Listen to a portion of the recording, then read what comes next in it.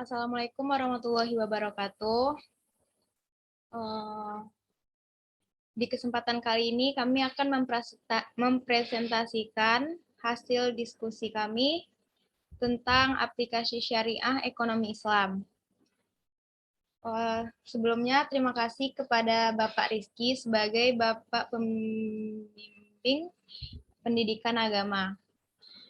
Dan perkenalkan, saya Aulia sebagai moderator. Dan teman saya Anissa Nurhidayah dan Rahma Fitria. Materi yang pertama yaitu tentang konsep ekonomi Islam yang akan dipresentasikan oleh saya sendiri. Sebelumnya perkenalkan, nama saya Aulia dari jurusan psikologi dengan NIM 210111234.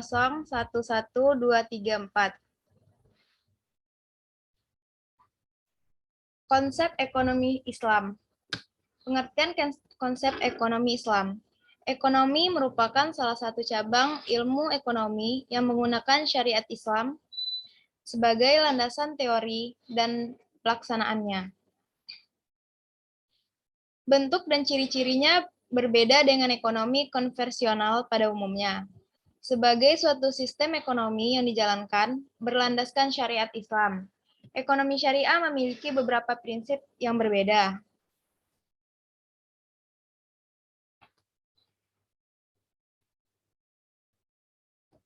2. Tujuan ekonomi Islam.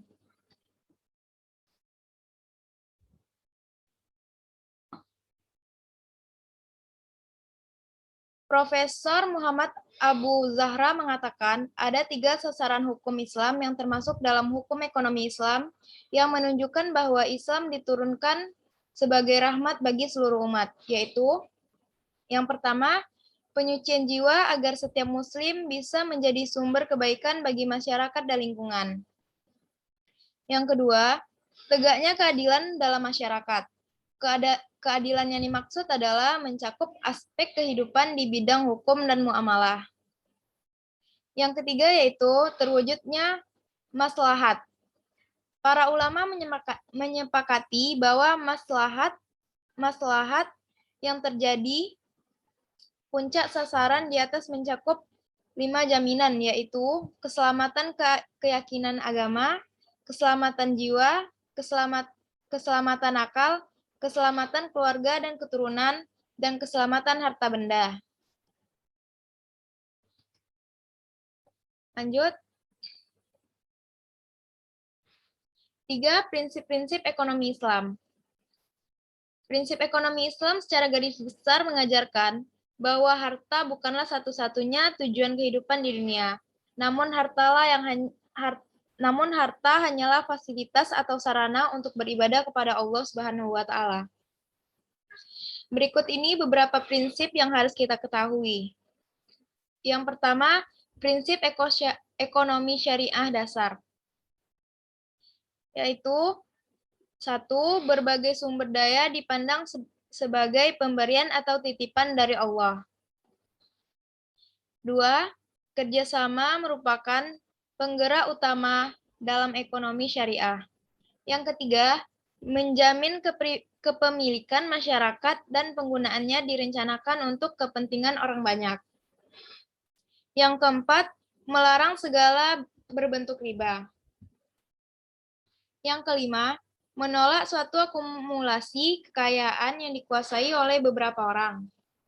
Yang keenam, kekayaan yang sudah memenuhi batas atau nisab harus dibayarkan zakatnya. Lanjut.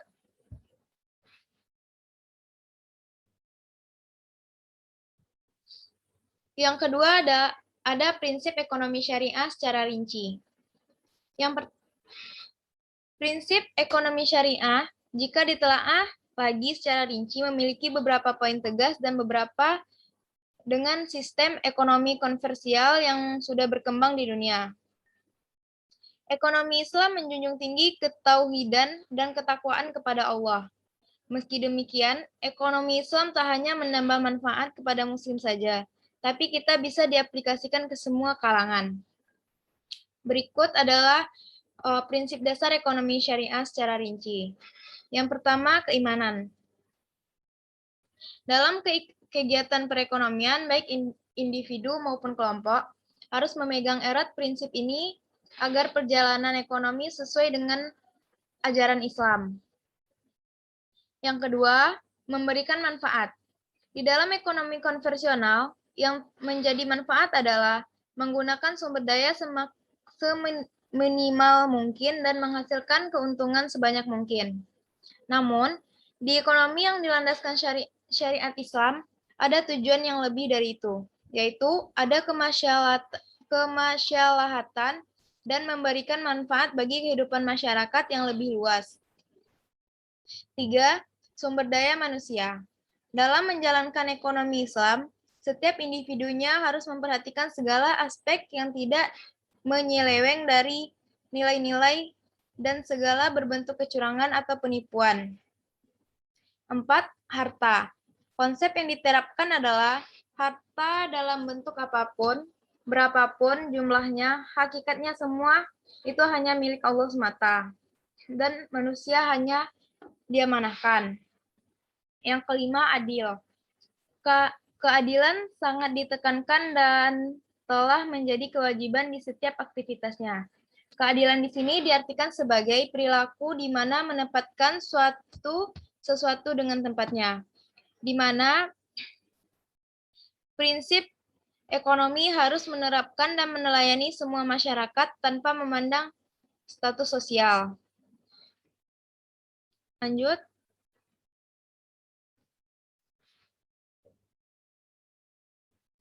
6. Persaudaraan. Persaudaraan merupakan salah satu tujuan atau misi adanya ekonomi syariah. 7. Etika. Etika harus menjadi salah satu dasar pelaksanaan ekonomi Islam atau syariah. Etika yang sesuai dengan ajaran Islam sangat diperlukan dalam segala aktivitas dan kegiatan ekonomi yang sesuai dengan ajaran Islam. 8. Melibatkan pemerintah. Dalam melaksanakan kegiatan perekonomian Islam, harus melibatkan pemerintah di dalamnya. Selain itu, ekonomi Islam atau ekonomi syariah harus mentaati peraturan yang telah ditetapkan dan dibuat oleh pemerintah. Selama itu tidak menyeleweng dan dengan ajaran atau nilai-nilai Islam. 9. Bebas dan tanggung jawab. Dalam perspektif ushul fiqh, kebebasan diartikan sebagai suatu kebebasan yang harus dibarengi dengan suatu pertanggungjawaban. Yang ke-10, kerjasama. Dalam ekonomi syariah, kerjasama merupakan salah satu hal yang wajib dilakukan, seperti layaknya sholat yang dilakukan secara berjamaah. Bisa mendapatkan pahala yang lebih besar daripada yang biasa. Begitu juga dalam perekonomian, ketika apapun yang kita lakukan bersama-sama, maka nilai ibadahnya pun dalam hal harta akan makin bertambah. Jadi, dalam ekonomi syariah, semua kegiatan dan aktivitas dilakukan secara berjamaah dengan niatan yang baik agar bisa menghasilkan hal yang baik pula. Sekian materi tentang ekonomi syariah. Selanjutnya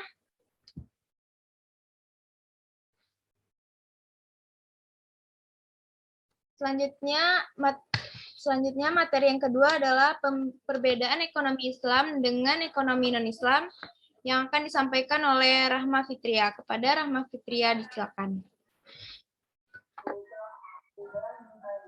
Baiklah, saya akan menyampaikan materi tentang yang kedua, yaitu perbedaan ekonomi Islam dengan ekonomi non-Islam. Yang pertama dari segi pengertian. Ekonomi Islam atau ekonomi syariah merupakan ilmu pengetahuan yang berupaya untuk memandang, meninjau, meneliti, dan akhirnya menyelesaikan permasalahan ekonomi dengan cara yang Islami. Yang kedua yaitu ekonomi non-Islam atau konvensional. Ekonomi konvensional adalah teori ekonomi kaitannya dengan kebebasan, bergerak ke arah menuju pasar bebas, dan sistem ekonomi berpaham perdagangan bebas dalam era globalisasi yang bertujuan menghilangkan kebijakan ekonomi proteksionisme. Yang kedua tujuan. Pertama, ekonomi Islam yang pertama yaitu mencapai falah di dunia dan di akhirat. Yang kedua, mencapai kesejahteraan dan keadilan bagi rakyat. Sedangkan ekonomi non-Islam yaitu semata-mata hanya kesejahteraan duniawi. Yang kedua yaitu mencapai kesejahteraan individu. Yang ketiga dari sumber utama. Ekonomi Islam bersumber dari Al-Quran dan Sunnah Nabi. Sedangkan ekonomi non-Islam berdasarkan pada hal-hal yang bersifat positif. Yang keempat yaitu kependidikan. Ekonomi Islam bersumber atau sumber kekayaan yang kita miliki adalah titipan Allah Subhanahu wa taala. Sedangkan ekonomi non-Islam, setiap pribadi dibebaskan untuk memiliki semua kekayaan yang diperolehnya.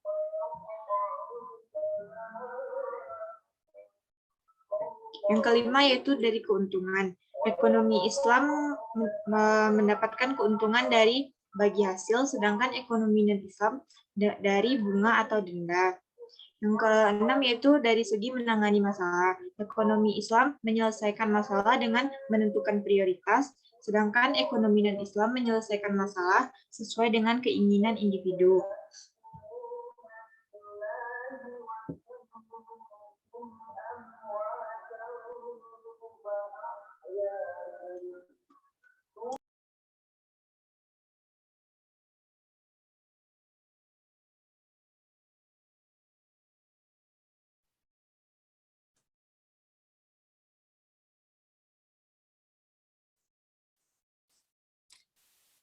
Selanjutnya, perkenalkan nama saya Anissa Nurdaya dari jurusan Penjaskesrek NIM 21086139.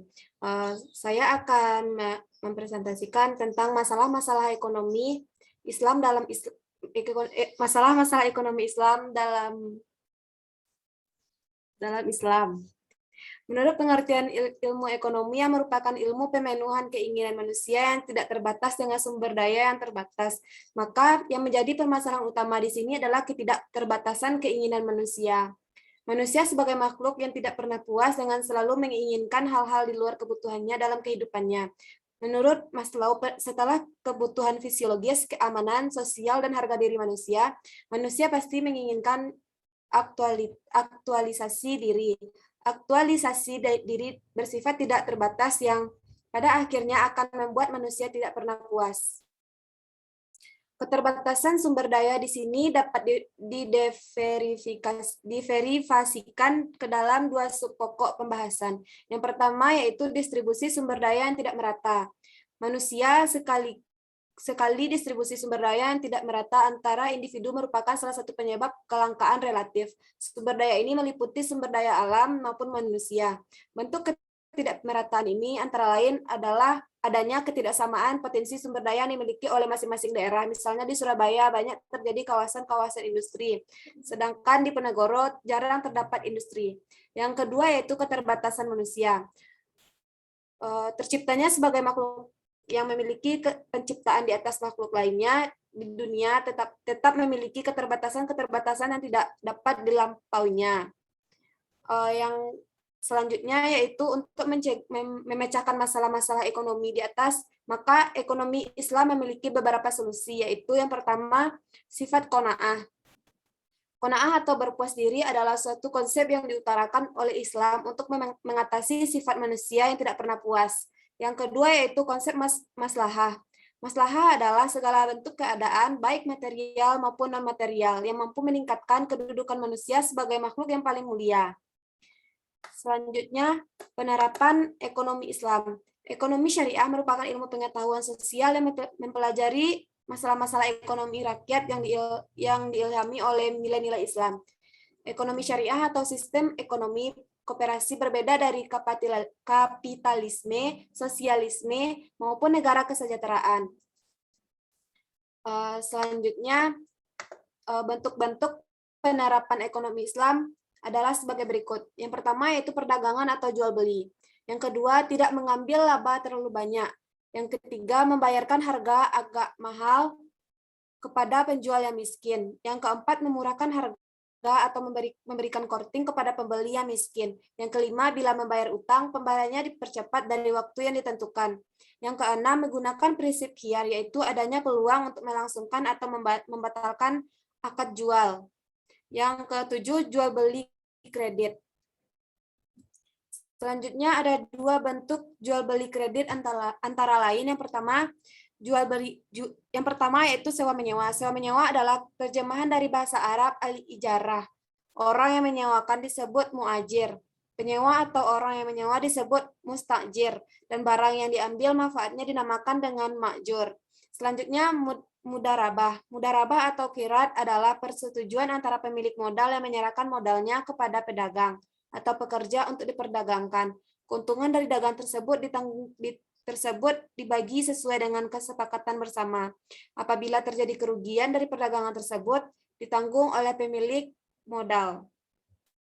Yang terakhir itu ada beberapa asuransinya sebagai berikut. Asuransi tolong-menolong, yaitu kesepakatan sejumlah orang untuk membayar sejumlah uang sebagai ganti rugi ketika salah satu seorang di antara mereka mendapatkan kemudaratan. Yang kedua yaitu asuransi dengan pembagian tetap, yaitu akad yang mewajibkan seseorang untuk membayar sejumlah uang kepada pihak asuransi dengan perjanjian seperti peserta asuransi mendapat kecelakaan, ia akan mendapat ganti rugi.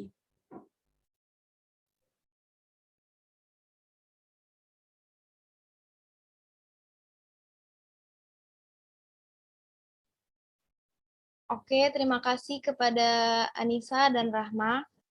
Mungkin hanya itu presentasi kami dari kelompok 8 pada materi saat ini. Wassalamualaikum warahmatullahi wabarakatuh.